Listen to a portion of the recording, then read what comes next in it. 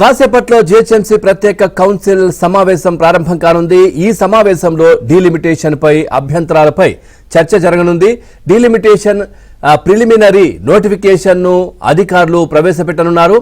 ఇక ఇప్పటికే వార్డుల విభజనపై తమ అభ్యంతరాలను జీహెచ్ఎంసీ కమిషనర్ కు వినతి పత్రం అని పార్టీ నేతలు అందజేశారు. ఇక వార్డుల విభజన హద్దుల మ్యాప్ ఇవ్వట్లేదంటున్న కార్పొరేటర్లు ఆరోపణలు అయితే చేస్తా ఉన్నారు.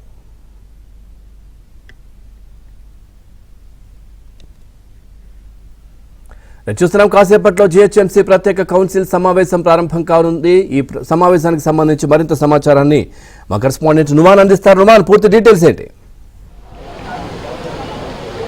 ఎస్ పవన్, కాసేపట్లో జీహెచ్ఎంసీ ప్రత్యేక కౌన్సిల్ సమావేశం ప్రారంభం కానుంది. డీలిమిటేషన్ మీద ప్రధానంగా ఇందులో చర్చ జరగనుంది. సో ఇప్పటికే ఇటు హైదరాబాద్ నగర పరిధిలో ఉన్నటువంటి మేడ్చల్, రంగారెడ్డి, దాంతోపాటు ఇటు హైదరాబాద్ సంగారెడ్డికి సంబంధించినటువంటి ఎక్స్ అఫీషియో మెంబర్లుగా ఉన్నటువంటి కార్పొరేటర్లు, ఎమ్మెల్యేలు, ఎమ్మెల్సీలు, ఎంపీలు అందరూ కూడా ఒక్కొక్కరుగా జీహెచ్ఎంసీ ప్రధాన కార్యాలయాన్ని చేరుకుంటున్నారు. మరోవైపు బీజేపీ కార్పొరేటర్లు కూడా పెద్ద ఎత్తున ఫ్లెకార్డులు పట్టుకొని నిరసన చేపడుతున్నటువంటి పరిస్థితి. రైట్ నా మనం ప్రస్తుతం చూడొచ్చు, ఏదైతే ఫ్లెకార్డులు పట్టుకొని ఇటు బీజేపీ కార్పొరేటర్లు నిరసన చేపడుతున్నటువంటి దృశ్యాలు అయితే ప్రస్తుతం మనం ఏబిఎన్ స్క్రీన్లో అయితే చూడొచ్చు. ఏదైతే డీలిమిటేషన్ అనేది పారదర్శకంగా జరగలేదు, పూర్తిగా అశాస్త్రీయంగా జరిగిందంటూ కూడా ఆరోపిస్తున్నటువంటి పరిస్థితి కూడా మనకు కనిపిస్తుంది. సో ఈ నేపథ్యంలో ఇప్పటికే ఎక్స్ అఫీషియో మెంబర్స్ కూడా జీహెచ్ఎంసీ ప్రత్యేక కౌన్సిల్ సమావేశాన్ని చేరుకున్నటువంటి పరిస్థితి. మనతో పాటు మాట్లాడడానికి మల్లారెడ్డి గారు ఉన్నారు. మల్లారెడ్డి గారు, చెప్పండి, ముఖ్యంగా అతిపెద్ద కార్పొరేషన్లు, మున్సిపాలిటీలు అన్నీ కూడా మీ సెగ్మెంట్లో ఉన్నాయి. సో ఈరోజు ఏం అభ్యంతరం తెలపడానికి వస్తున్నారు?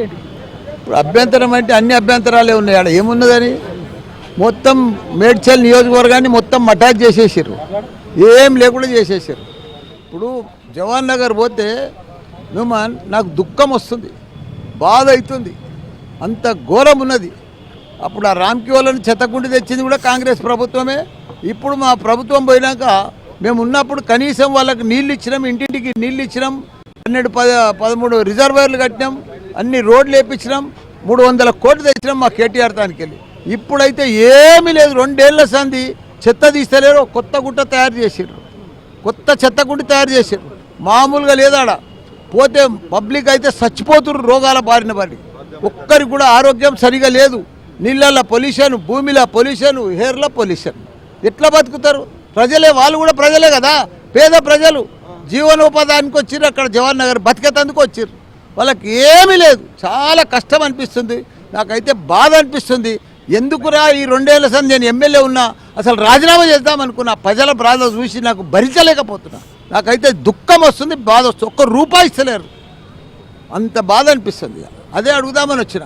మీరు కనీసం జిహెచ్ఎంసీ చెత్త 150 డివిజన్ల చెత్త అంతా ఆడికే వస్తుంది. కనీసం మేయర్ గారు కానీ డిప్యూటీ మేయర్ గారు కానీ పోయి చూడాలి కదా. మా చెత్త వేస్తున్నాము, పబ్లిక్ ఎట్లున్నారు, ఆడవుడు ఇప్పుడు జిహెచ్ఎంసీలో కలిసింది కదా. కనీసం పోయి ఇన్స్పెక్షన్ చేయాలి కమిషనర్ కానీ మేయర్ కానీ, చూస్తూనే లేరు. అదే అడుగుదామని వచ్చిన.